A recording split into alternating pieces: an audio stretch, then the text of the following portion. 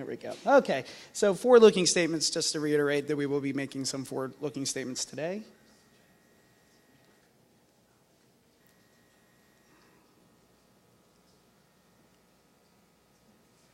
Okay. So Fibrocell focuses on the use of autologous fibroblasts to create therapies for skin and connective tissue diseases. And to discuss a little bit about fibroblasts, I'm sure a lot of people in the room know much about the cell, but they are the tissue that's responsible for creation of the extracellular matrix, and that includes collagen, elastin, and other ECM proteins that give skin its structure. And also, they're heavily involved in the wound healing process, in which they migrate to the wound and provide, obviously a protein cascade that aids in that process. So it is the most common cell in connective tissue. So it provides us an avenue to create therapies that target rare and also common disease in those areas. And Fibrocell holds proprietary technology to create these personalized biologics. And we actually have a BLA that's active with the FDA that is the basis of our programs that I'll talk about today and our protein and our product candidates. And obviously, over the course of creating that BLA and over clinical trials and commercial experience, we have a lot of time producing autologous lots of fibroblast cells, and obviously through the regulatory path and through the launch path as well. And these fibroblasts are also ideal for transduction, and I'll talk about the product candidates that we have. There's a lot of precedence in the literature that basically states that these cells can have genes introduced to them and protein production that are targeted, even large transgenes like the one I'll talk about today. So based on the azficel-T production engine, there are two platforms that we're currently pursuing from a therapeutic standpoint. So on the one side, that is labeled the azficel-T product engine. This is a non-modified fibroblast that is the basis of our current approval. We collect skin samples from behind the ear of a patient, and we expand fibroblast cells in culture, and then they are cryopreserved for storage, and then they're restored and administered to the patient. So that in its own is a product cycle that we are working on, and we currently have two phase 2 studies, one in restrictive burn scarring and another in vocal cord scarring, that are ongoing, and I'll talk about in some detail, in this particular product engine. And if you notice on the opposite side of the slide, there is a protein expression product engine, which includes vector preparation, gene packing, and integration of a targeted gene construct into the process. So we are working in partnership with Intrexon to create orphan disease targeted programs in this product engine. And of course, I'll describe them in detail. But if you notice, we're actually using our knowledge of our cell therapy fibroblast production process and simply integrating in the transduction step into the current methods. So the two technologies actually integrate quite nicely.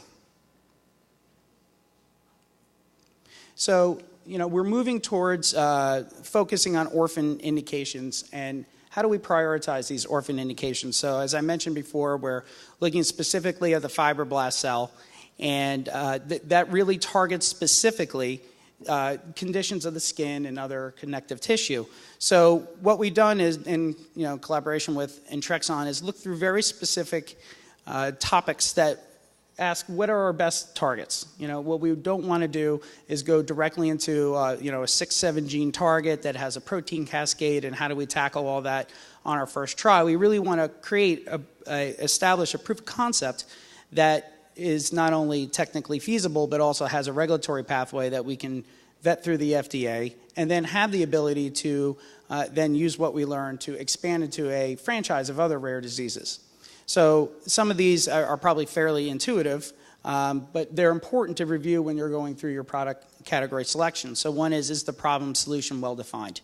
And in the case, for instance, an RDB is a single gene, and I'll be speaking about this in a moment. There's a single gene mutation, and its problem is very clear, and the solution from a genetically modified fibroblast standpoint is defined. Are the populations appropriate for an orphan drug indication?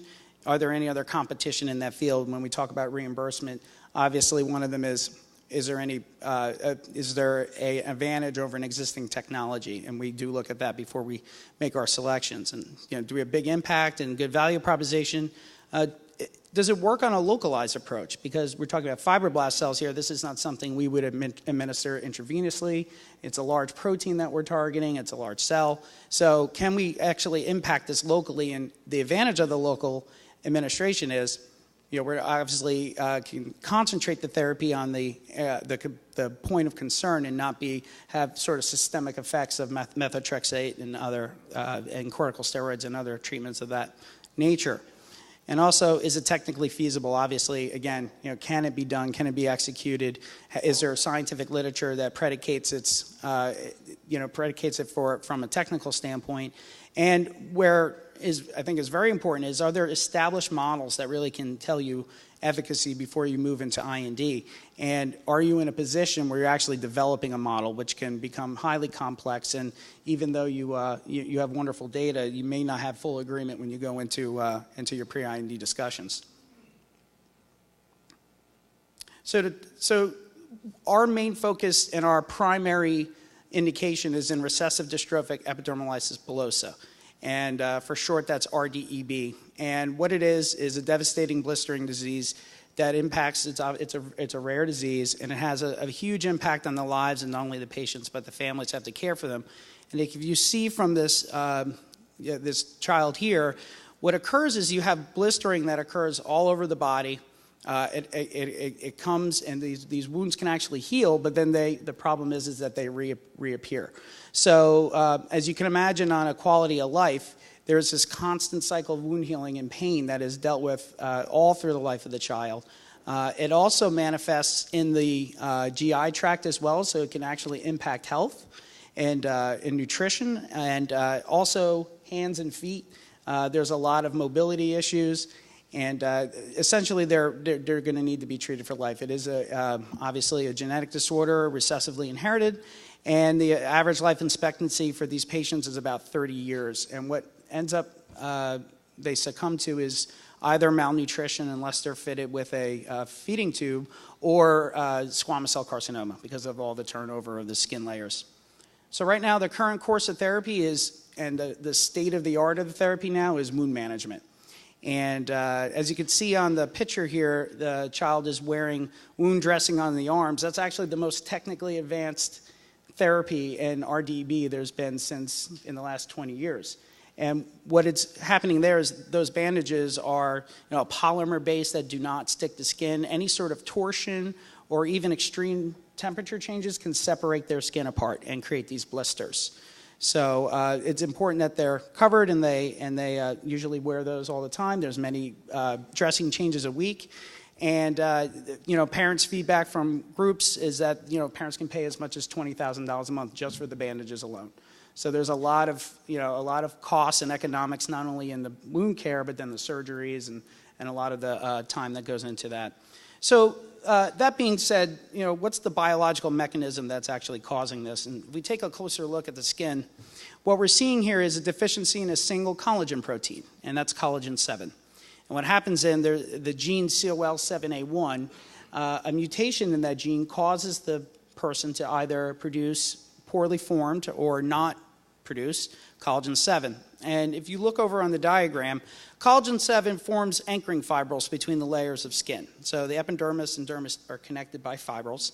And as you can see them, they're the red arcing structures there that bind to laminin 332 and collagen 4 and create a tight junction between the two at the membrane zone. However, if they don't form them, any sort of motion creates friction and then separates them, and the body's response to separated skin is to fill it with fluid, and then you have a blister. So our concept, working with Intrexon was, can we take a fibroblast cell, which produces collagen 7 normally, but when impacted by a mutation, does not produce it, can it be genetically modified using a vector to produce collagen 7? And then can that be re-administered to the area of blistering and then use that to manage the disease? And that's the concept of our product candidate. And of course, that'll be locally administered and obviously upregulated, produces protein. So a little bit on our development progress to date. So we have two columns. We have product development and clinical development. This is about the course of a little over a year of work with Intrexon. So this has been a very rapid process that we've moved through so far. And obviously the gene target is known. The gene delivery system was very important because COL7A1 is 9 kb. So it's a very large construct. And of course you have to have that with high transduction efficiency. So we've done a lot of work to optimize that. Also the cell culture part of it, we have an established process with the FDA, and we have assays that tell us about the identity and the cell count viability and the safety of that product. But we also have to go through and ensure that these cells grow in a similar fashion and they express the same markers. And then, of course, select a contract manufacturing organization. We're working with PCT, who've been a wonderful partner in creating our early tech transfer and our runs and developing the process scaled up. And then, obviously we're finishing up some work on assays. Again, we have a lot of that done through our previous, but then again, there's the gene therapy assays, which we're finishing up, and also potency work to complete our engineering runs. On the clinical side, we've already completed our, orphan drug approval has been taken through FDA. We held a very successful pre-IND meeting in August with FDA, which we finalized not only our CMC and got some feedback on our clinical work, but also finished up and finalized the animal models for all of our preclinical work, which was obviously a big milestone for us. And those are now being conducted at Stanford University. Stanford University has in their dermatological division one of the largest EB clinics in the country, if not the world. And we're very lucky to be working with their KOLs, not only in our preclinical, but if you see that, after the IND filing, which we are targeting for 2014 to be in IND, and then also be starting our phase 1 trial, 2015, next year. The phase 1 clinical study will also be done at that site, and will be a 5-patient open label study specifically in RDEB patients. Okay, so that talks about the genetically modified programs we have in Intrexon. Now we also have our non-modified cells that are part of our label extensions. They're SBLA label extensions from our current approval. And our first is in vocal cord scarring. The problem there is that you may have heard of singers or teachers who lose their voice over time. And that comes from vocal cord scarring or loss of tissue in the vocal folds where they don't vibrate at the same frequency, and they cause some airflow restriction, and you actually have a diminished voice or a loss of voice. So there are no FDA-approved therapeutics for scarring, and it's a highly motivated group that has been looking for this sort of therapy. We've run a phase 1 study. It was published in 2011 in a Laryngoscope. Good safety results, obviously a small study and good trends on efficacy. So this was the basis of the design of the current phase 2. We're running it at 3 centers, led by UCLA, along with Stanford and NYU. And it's a phase 2 double-blind, placebo-controlled study with a 20-patient target. And our second is in restrictive burn scars. So these are burn scars at transverse joints and restrict motion. They're very hypertrophic, ropey scars. There we have the fibroblast cells will be believed to reorganize the tissue and relieve the range of motion issue. We have some case studies that have shown this. Again, there are no FDA-approved therapeutics, and right now they're really the state-of-the-art is surgical or physical therapy and simply stretching the scar and trying to improve some of the range of motion. So with 40,000 patients a year newly hospitalized for burns and at about 128 centers, we're currently enrolling a phase 2 study, 8 centers with a 21-patient target. And then not on our main pipeline, but we do have a collaboration with UCLA that is looking at subpopulations of stem cells and fibroblast populations covered by CERM, and we're looking to have some interesting publications in 2014 and 15. One of the what's emerged from this of interest is a genomic stability media supplement that seems to help reduce double-stranded DNA breaks in iPSC cells as you passage them long term. So that's something we want to keep an eye on. We'll publish some data on that, and we think that's of interest. Okay, so in conclusion, this is our development pipeline, and we think we have a very interesting approach. A lot of milestones coming up in 2015. RDEB readout for phase for IND. We have top-line data for our phase 2 studies in 2015. And as you can see at the bottom, we have a number of rare disease programs that will follow. So if we establish proof of concept in RDB, then linear scleroderma and some of the other autoimmune diseases we have an ECC on as well. Now, I accidentally skipped my first slide, so I just also want to say that the company is NASDAQ listed. We have $50 million at the end of Q2, so we're well funded. And obviously, we have a great partner in Intrexon as well, and we look forward to moving that into IND. Okay, thank you very much.